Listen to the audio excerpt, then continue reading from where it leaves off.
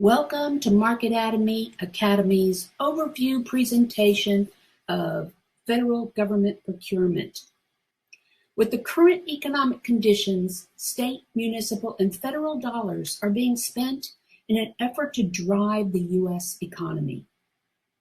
As a result, now is the time to take advantage of what is available.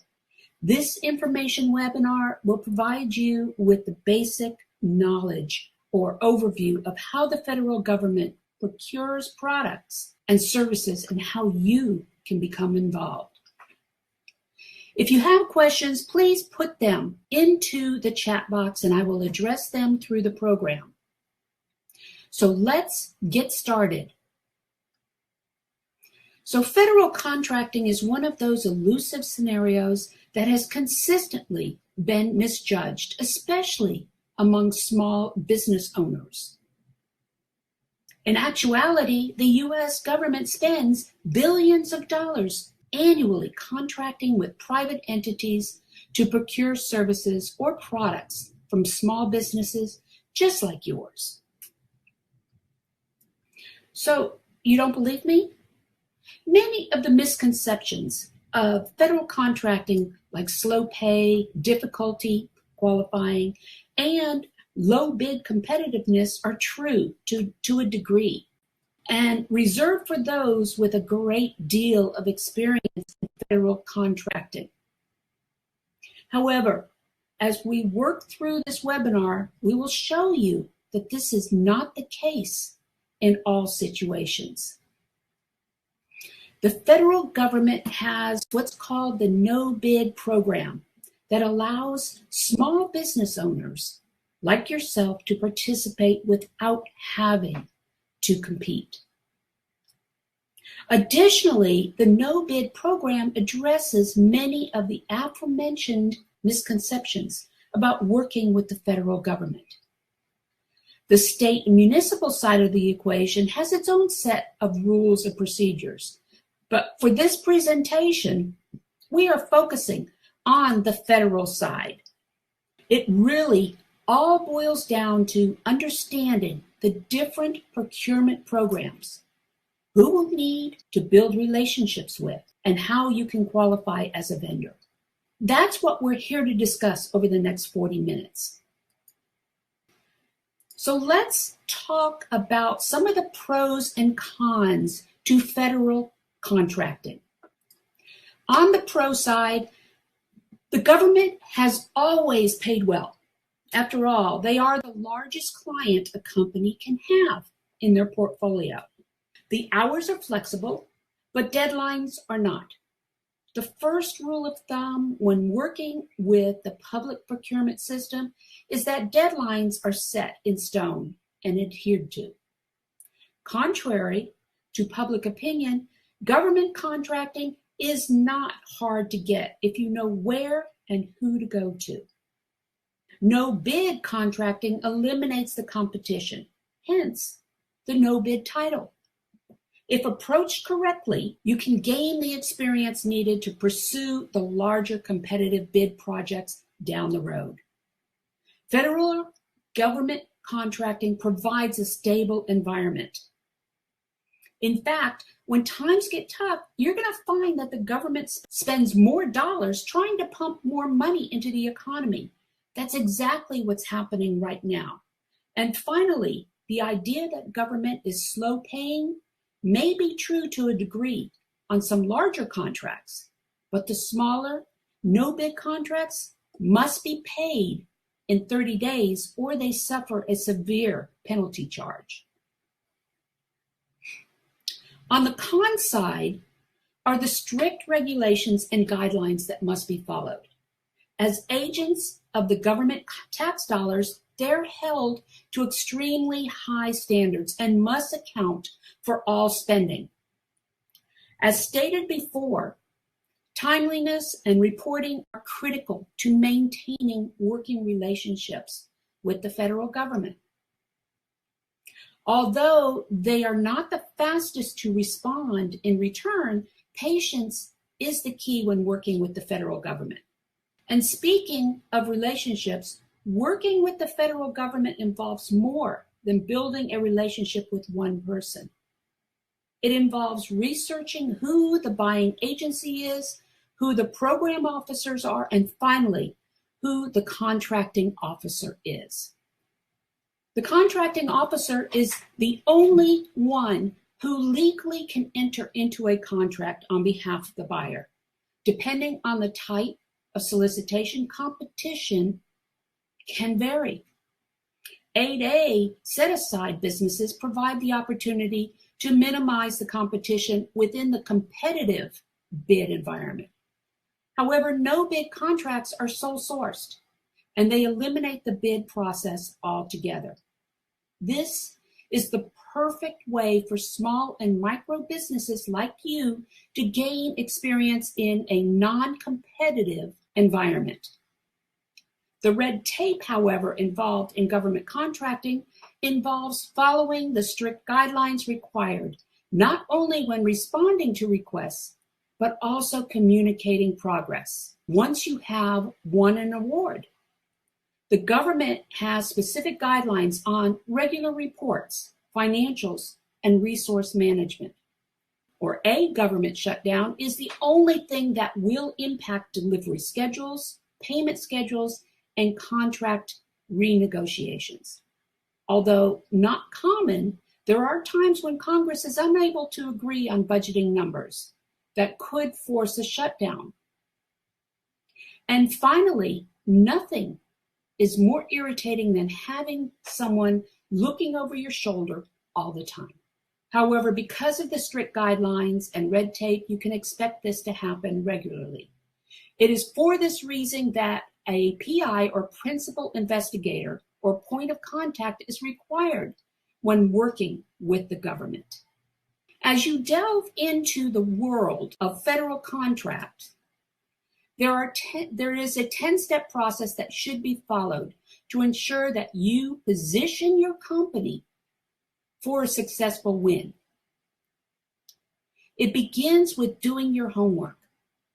Make sure that you are registered correctly for the type of contract you are seeking.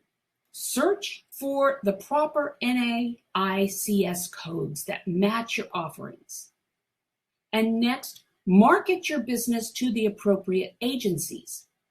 This involves building relationships with the contracting team, making sure that they have a current copy of your capability statement and the correct NAICS codes.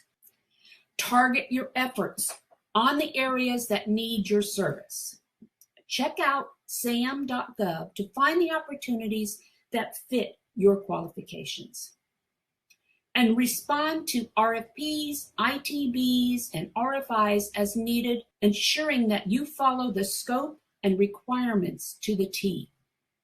When seeking to do business with the government, whether on the state, municipal, or federal side, a critical point to remember is to follow the response guidelines exactly as outlined in the request. Make sure that any pre-solicitation meetings are noted. Some of them may be optional, whereas others might be mandatory. Pre-solicitation meetings are where you can get clarification on any questions on the request. It's also where you can get a list of the companies interested in pursuing the project, like you are. This does not pertain to the no-bid side since there is no competition. But on the competitive side, this is a great way for you to find out who those primary contractors are that are going after the project, and you can reach out to them to possibly partner with them as a subcontractor. If you are planning to bring in a subcontractor or partner, ensure that you trust them implicitly. And remember, if you are submitting as a prime on any project, whether it's no bid or for bid, you ultimately are on the hook for any issues that arise. Once you fail to meet the requirements of a project, you probably won't be given another chance to go after another project. When responding, in order to put yourself into the winning category, put yourself in the buyer's shoes. You want to ensure that you are responding to the issues they are facing and why they are putting out a request in the first place. And finally, persistence is key. As stated earlier, things don't happen quickly with the government. It may take 10 to 15 interactive touch points with the purchasing team to finally get them to recognize you and your capabilities. So let's move on. The primary source of procurement information and guidance can be found in the Federal Acquisition Regulations System, or FAR. This system was established for the codification and publication of uniform policies and procedures for acquisition by all executive agencies. Each contract is led by an acquisition team consisting of all participants in the government communities, as well as the customers they serve and the contractors. Each member of the team is to exercise personal initiatives, okay, I got that right, and sound business judgment in providing the best valued product or service to meet the customer's need. FAR has 4 objectives, which include vision, or in other words, delivery, best value, empowering or empowered team, responsible decision making. They also focus on purpose, the purpose being to satisfy the customer in terms of cost, quality, and timeliness. Next is core. The core objectives are to conduct their business with integrity, fairness, and openness, and to fulfill public policy. And finally, we have cost management, minimizing administrative and operating costs. Another platform that would be good for you to monitor regularly is the Federal Procurement Data System, or the FPDS-NG for next generation. So this platform is where historical and current procurement contracts are posted. Using this platform will help you to determine which agencies best fit your criteria and what the average contract amounts are and how often they purchase. This is all important when you start deciding which agencies you want to deal with. Moving forward, some of the additional resources that will help in your research in the preparation for government procurement include the usaspending.gov. This site monitors and tracks federal spending in communities across America. This is a good resource for finding out how much the government has spent on various products and services in your area or where you want to go, where the spending has taken place, and who is doing the buying. And then additionally, we have acquisition.gov. This is important because this is where you can find out what is forecasted to become available over the next 12 months. This will help in identifying who you want to begin building those relationships with for federal projects coming down the pike. It's important that you get in front of these agencies before the RFPs or the ITBs or the requests come out, because by that time, a lot of them have already decided who they want to deal with. So it's important for you to start creating those relationships before the actual requests come out. And that's where the acquisition.gov site is going to help you moving forward. Partnering with the U.S. government requires jumping through a lot of hoops. The first of which involves getting registered into the procurement system. The process involves a number of steps that must be completed sequentially because the information gathered in each stage is carried over into the next. Until just recently, the process began with registering with Dun & Bradstreet and getting a DUNS number. But as of the beginning of April this year, the federal government has cut ties with DUNS and taken on the Unique Entity Identifier, or the UEI, in-house under SAM.gov. This is like your Social Security number for your business within the government. You will need to begin with registering with SAM.gov to begin the process of showing up properly. You will be assigned your UEI, which you will need for continued registration. The next step is to register with the Small Business Administration, or the SBA, as a small business. To be eligible for government contracts reserved for small businesses, your business must meet size requirements by the SBA. The SBA assigns a size standard to each NAICS code. Most manufacturing companies with 500 employees or less, and most non-manufacturing businesses with average annual receipts under 7.5 million will qualify as small businesses. The third step in the registration process involves researching your North American Industry Classification Code, or NAICS. The NAICS system was developed for use by federal statistical agencies for the collection, analysis, and publication of statistical data related to the U.S. economy. This is what goes into your census reports, etc., where we get a lot of our detailed data. Various government agencies, trade associations, and regulatory boards have adapted the NAICS classification system for their internal needs.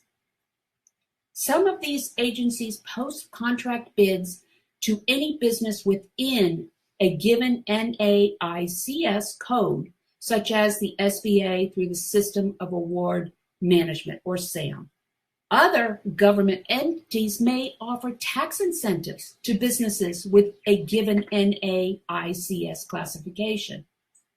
Companies also rely on the NAICS code to segment their own customers by industry. Many target their marketing efforts to businesses with a particular code. NAICS codes allow them to focus their targeted marketing efforts on companies in similar or identical industries.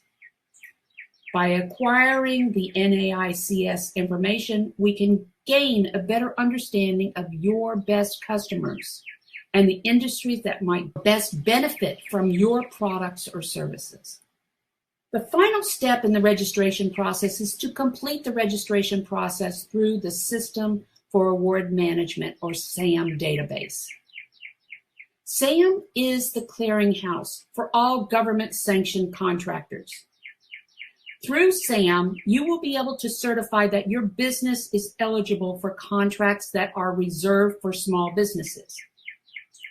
You'll also be able to represent if your business is eligible for contracts under SBA contracting programs, because it is a disadvantaged, women-owned, veteran-owned, or located in an underutilized area. Hence the reason to go through the process steps associated with registration. The small business profile in SAM is like your resume. Therefore, it is critical to create a profile that is accurate and appealing to winning government contracts. Make sure to use accurate, descriptive terms about your business so that contracting officials will be able to find you in a great search. And once completed, you will receive a notification via email that your application has been received and being reviewed. If all goes smoothly, you should receive a cage code from SAM, which is another important identifier you'll want to hold on to.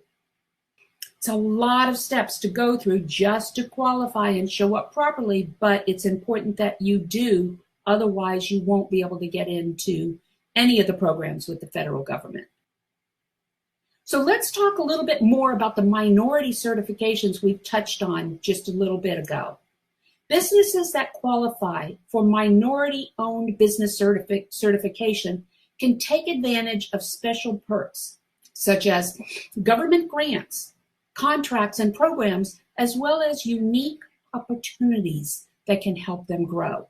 Remember, the federal government is all about working with small businesses.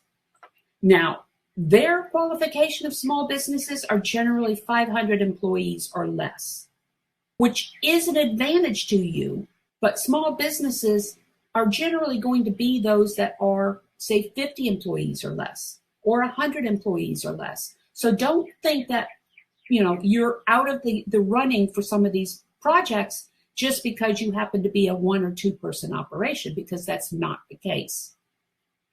Ownership by minority individuals means the business is at least 51% owned by such individuals. Or, in the case of publicly owned businesses, at least 51% of the stock is owned by 1 or more such individuals. For instance, the management and daily operations are controlled by those minority group members. The benefits of MBE certification really boil down to one word, and that's access. Certification gives MBEs exclusive access to top corporate purchasing agents, premium networking events, searchable supplier databases, affordable consulting services, technology programs, and vital introductions to nationally known corporations. The different 8A certifications, or the different minority certifications, are 8A Business Development Program, which helps social and economically disadvantaged small businesses grow by limiting competition for certain contracts to participating businesses. These are under the for-bid contracting side. This is not the no-bid contracting side. Small disadvantaged businesses owned 51%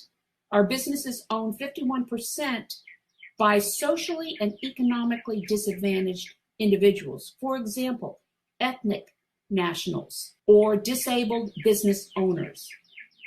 Women-owned small businesses, or WBEs, are still a minority status that allows women-owned businesses preferential status in the procurement process. There's also veteran-owned small businesses, which is a highly classified minority status and holds special consideration when pursuing government contracts, especially within DoD, or the Department of Defense contracts. You also have 7J Management and Technical Assistance. SBA's 7J Management and Technical Assistance Program, or the 7J program, provides high-quality assistance to SBA-approved small businesses to help them successfully compete for federal, state, and local contracting opportunities as a prime or subcontractor. And finally, Hub Zone program fuels small business growth in historically underutilized business zones with a goal of awarding at least 3% of federal contract dollars to Hub Zone certified businesses each year. So you can see the importance as far as setting yourself apart from the competition or other small business owners by becoming minority certified any way that you can. So the advantages of minority status positions include providing an outlet for competing businesses to comply with commitments to small business enterprise growth that have been set aside by the federal government. The federal government has established statutory goals for awarding contract dollars to particular groups of contracts or contractors. The goals are determined by SBA's Office of Government Contracting and Business Development. And they're shown here to the right. The combined goals for federal governments are 23% for prime contracts for small businesses in general, 5% prime and subcontracts for small women-owned businesses, 5% for prime contracts and subcontracts for small disadvantaged businesses, an additional 3% for both prime contracts and subcontracts in hub zone small businesses, and also 3% of prime and subcontracts for service disabled veteran-owned businesses.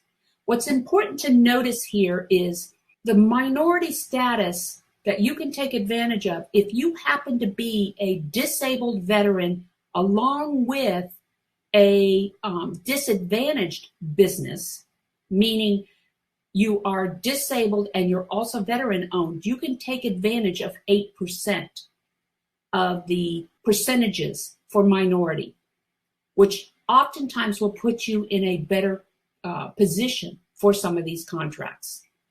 If you happen to be women owned and Hispanic owned, again, you can take advantage of 10% contracting percentages. So, it's important to be able to put this in your portfolio, which is going to help you position yourself for subcontracting purposes or prime purposes with the federal government. Each agency reports information on each award over $25,000 through the FPDS Next Generation, where the SBA evaluates the information and publishes goaling scorecards that report on individual agency performance.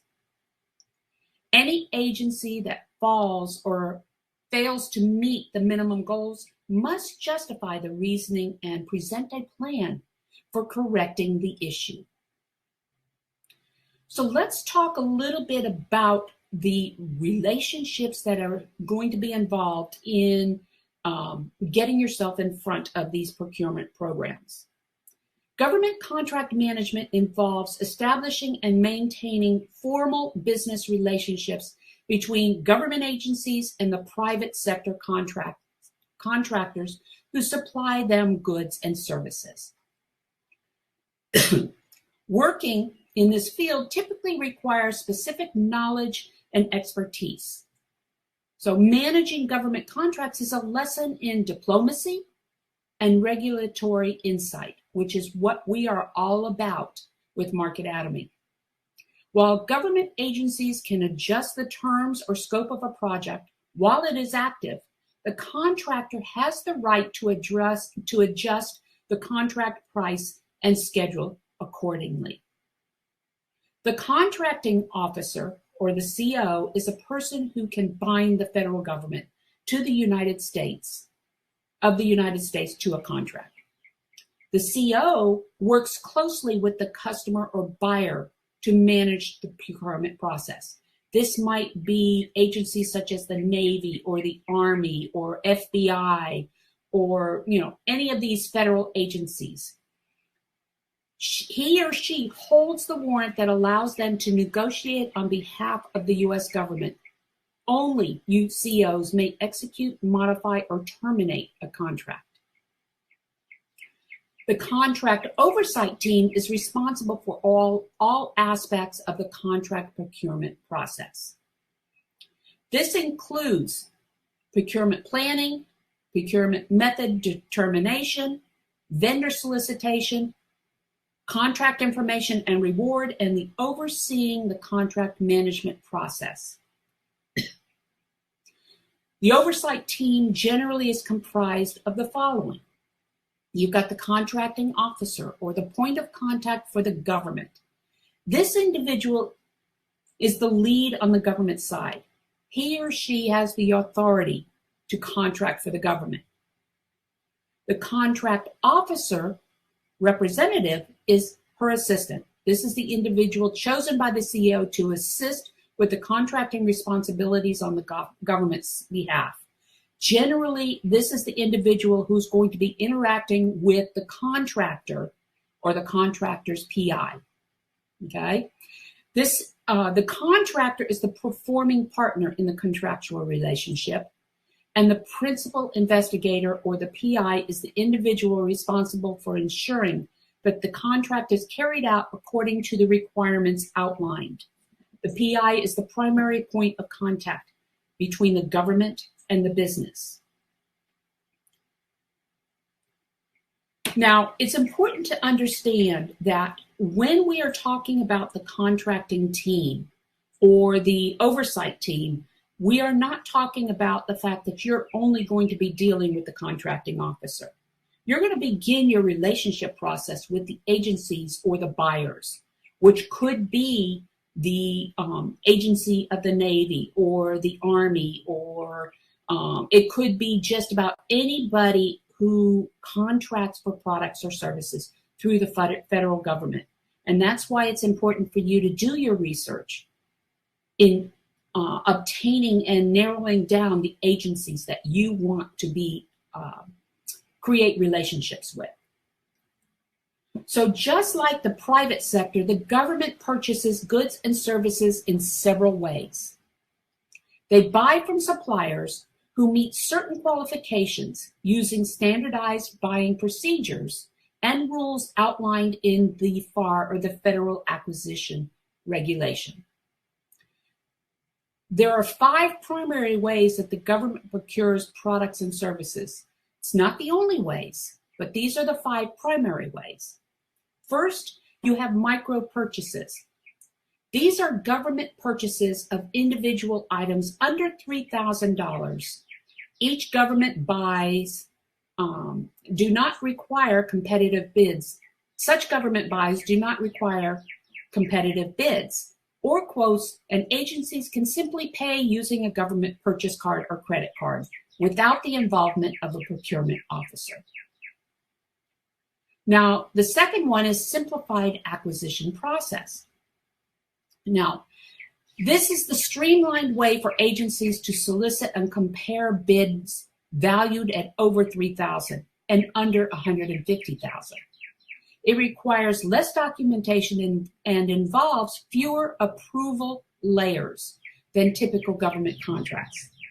These contracts are awarded to small businesses unless the contracting official can't find 2 small firms that can compete on price, quality, and delivery. If they can't find 2 small firms, they end up having to go back out to bid, rewording the request, etc., to try and attract more competitive bids. Next, we have the sealed bidding. This is used when an agency's requirements are very clear, specific, and complete. The agency issues an invitation for bid, an IFB or an ITB, invitation to bid, describing the product or service needed to potential vendors, instructions for responding, conditions for the purchase, delivery, and payment, and a submission deadline, And generally, the award is based on low bid. Again, this is in the competitive environment. So next we have the contract negotiation, a more complicated and time-consuming process for purchasing highly technical products valued at more than $100,000. A request for proposal or an RFP invites vendors to respond. These proposals can be subject to negotiation after they're submitted. If the government is merely considering acquiring goods or services, it may issue a request for quotation, and sources sought notices to gather data from available vendors. And finally, we have consolidated purchasing. Government-wide acquisition contracts, or GWACs, are used by multiple agencies to help gain economies of scale from shared purchasing needs, such as furniture, carpeting, office machines, non-perishable goods, or foods. The government awards these centralized buying vehicles to multiple potential vendors and negotiates prices ahead of time. So like I said, these are just the 5 top ways that the government procures products or services. Each one carries with it its own rules and regulations. The no-bid could fall within any of these other than the consolidated purchasing or the contract negotiation. It could fall within the sealed bidding. It could fall within simplified acquisition, which is more than likely where it's going to fall, or the micro purchases. So are you ready for more? If you want to find out more about the federal no-bid contracting program, join us for the next no-bid federal contracting masterclass to be held every month on the third Tuesday of the month. This 2-hour masterclass will give you all of the answers you need to begin the journey into the no-bid federal contracting side of the equation. Normally, this masterclass goes for $295, but as a participant in this webinar, we're offering it for only $98, and it is fully refundable. You will learn how you can make up to $300,000 in federal contract dollars within the first 9 months, or $3 million in 2 years. Wouldn't that be great if you could make $300,000 in 9 months from the federal government? Sign up today at www.marketatomy.com/no-bid federal contracting with dashes in between each. That concludes today's webinar. I hope this helps to explain the public procurement process, especially on the federal side. If there are any questions, please put them into the chat box. Once again, this is danna.olivo with Marketatomy LLC. And for more information, you can reach me at marketatomy.com. That's marketatomy.com or danna.olivo at marketatomy.com.